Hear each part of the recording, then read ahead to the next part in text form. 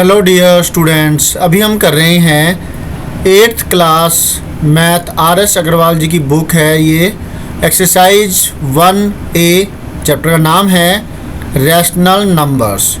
इसकी एक्सरसाइज का question number 5 अभी हम कर रहे हैं, जिसमें हमें बताना है कि जो दो रैशनल नंबर्स मिले हुए हैं उनमें से ग्रेटर नंबर कौन सा है। पेयर आपको मिले हुए हैं, टोटल पेयर है 6, 1 2 3 4 5 एंड दिस वन 6। 6 पेयर्स में से ग्रेटर नंबर कौन सा है आपको वो बताना है। तो ज़रा ध्यान से आप इसको समझिएगा, फिर इसके सॉल्यूशन को जो है आपको करना है। ठीक है, समझ में आएगा तभी तो सॉल्यूशन कर पाएंगे। तो चलिए सॉल्यूशन को करते हैं। लेट अस डू 3/8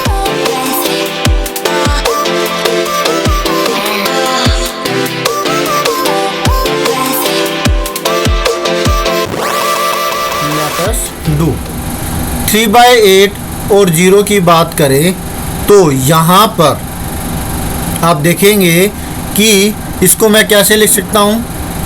इसको मैं लिख सकता हूँ 0/8, क्योंकि ये भी तो 0 ही हुआ ना। मैं मेथड इस्तेमाल कर रहा हूँ डेनोमिनेटर बराबर करने वाला। ठीक है, डेनोमिनेटर दोनों का बराबर कर दिया मैंने, इसका भी और इसका भी। दोनों के डेनोमिनेटर में 8 आ रहा है। तो अब आप बता सकते हैं न्यूमरेटर को देख करके 3/8 जो है वो बड़ी वैल्यू हुई 0/8 से। क्यों? क्योंकि 3 जो है बड़ा नंबर है 0 से। ठीक है, तो यहाँ पर आप लिखेंगे ग्रेटर नंबर इज 3/8। ये आपका सॉल्यूशन हो गया फर्स्ट पार्ट का। ठीक है, अब सेकंड पार्ट ज़रा ध्यान से देखिएगा। सेकंड पार्ट के अंदर भी यही चीज़ है, लेकिन हमें लेफ्ट हैंड साइड में नेगेटिव वैल्यू मिली हुई है। तो नेगेटिव वैल्यू तो आपको पता है कि हर हाल में 0 से छोटी ही होती है। लेकिन अगर न्यूमरेटर को कंपेयर करके डेनोमिनेटर को बराबर करके हम इसको करना चाहें तो देखिए कैसे लिखेंगे। -2/9 और 0 को मैं 0/9 भी लिख सकता हूँ। तो आप देखेंगे कि नेगेटिव अब कंपेयर करें न्यूमरेटर की, तो जो 0 है -2 से बड़ा होता है। तो ये इस तरीके से आ गया। तो यहाँ पर जो आंसर होगा ग्रेटर नंबर इज लिखेंगे और वो होगा 0। ठीक है, ग्रेटर नंबर इज 0, ये आपका आंसर हो जाएगा। 2 पार्ट हो गए, जिसके अंदर हमें 0 का कॉन्सेप्ट क्लियर हो चुका है हमें कि 0 जो है पॉजिटिव वैल्यू से हमेशा ही छोटा होगा।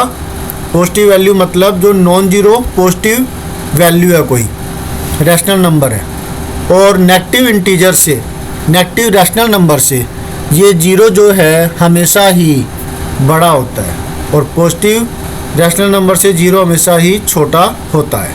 तो ये कॉन्सेप्ट यहाँ पर आपको इन 2 क्वेश्चंस के अंदर क्लियर हो गया होगा। अब नेक्स्ट पार्ट -3/4 या और जो 1/4 के अंदर आपको देखना है कि कौन सा नंबर बड़ा है, क्योंकि दोनों के डेनोमिनेटर पहले ही बराबर इन्होंने दिए हुए हैं। तो अब हमें काम करना है, सिर्फ न्यूमरेटर को कंपेयर करना है। आपको पता है कि -3 है वो छोटा होता है 1 से। नेगेटिव इंटीजर हमेशा ही किसी भी पॉजिटिव इंटीजर से और 0 से छोटा ही होगा।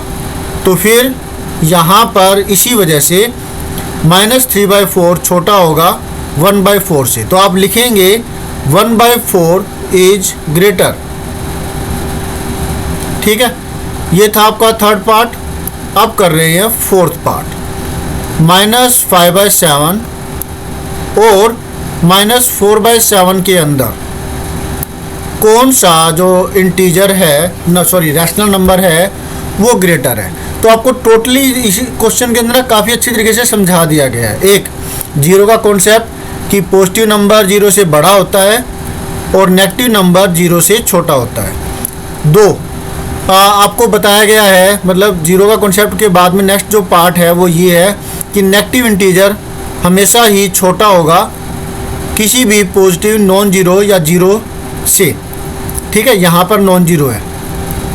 नेक्स्ट जो है, अगर दोनों ही नेगेटिव है तो फिर आप कैसे कंपेयर करेंगे, उसमें ग्रेटर कैसे निकालेंगे।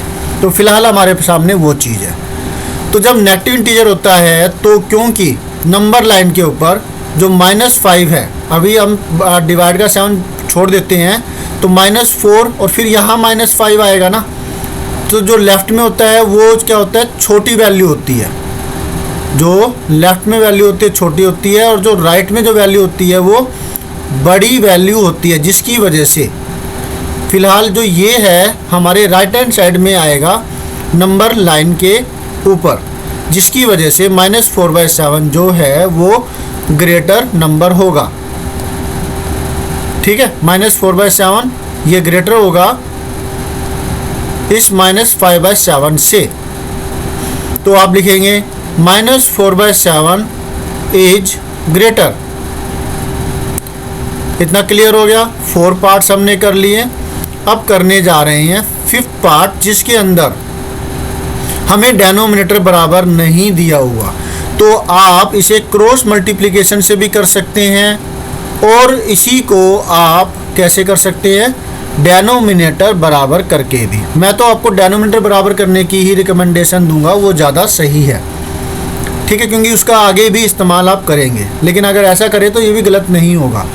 तो इसके केस में आपको क्या करना है, अगर आप इसको इधर ले जाएं और जो दूसरा जो नंबर है लेफ्ट हैंड साइड में उसको आप लेके जाते हैं इस प्रकार से। मैंने देखा है अक्सर बच्चे क्या करते हैं कि इसको इधर लेके जाना था लेकिन इसको लिखेंगे लेफ्ट हैंड साइड में और इसको लिख देंगे दूसरे को 4 2 8 है उसको राइट हैंड साइड में, और वो गलत हो जाता है। जिसकी वजह से मैं कहता हूँ कि कन्फ्यूजन ना हो, इसके लिए इसको डेनोमिनेटर को बराबर करके कर लेते हैं। फिलहाल अगर क्रॉस मल्टीप्लिकेशन करें तो आपको इस प्रकार से करना होगा। लेफ्ट हैंड साइड में गया है 4, जिसकी वजह से इसकी जो वैल्यू है मल्टीप्लाई करके 8 मिलती है और जो इसकी वैल्यू है आपको मिलती है 9, जिसकी वजह से क्योंकि 9 जो है ग्रेटर वैल्यू है तो फिर 3/4 is greater.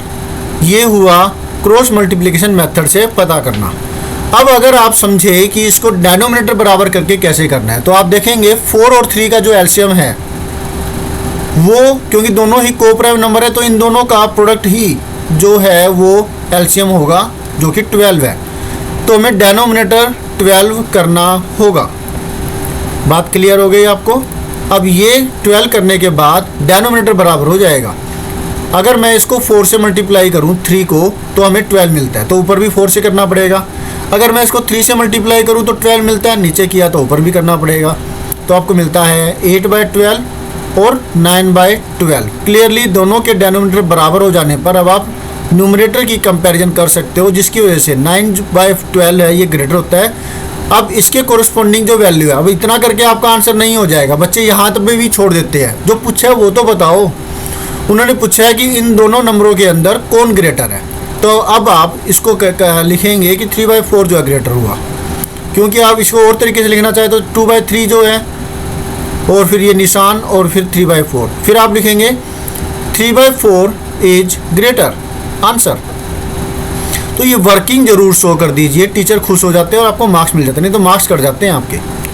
Is that clear? तो ये जो पार्ट है ये हो गया। अब करते हैं 6th पार्ट, -1/2 एंड -1। अब बच्चे कहेंगे डेनोमिनेटर कुछ है ही नहीं, अब क्या करें? अरे बेटा कुछ नहीं है, ऐसी कोई बात, डेनोमिनेटर के अंदर कुछ नहीं है तो 1 है। अब क्योंकि 2 और 1 दोनों ही को प्राइम नंबर्स है, ठीक है, एक दूसरे के लिए तो प्राइम ही हो गए ना, प्राइम नहीं हुए, ओके।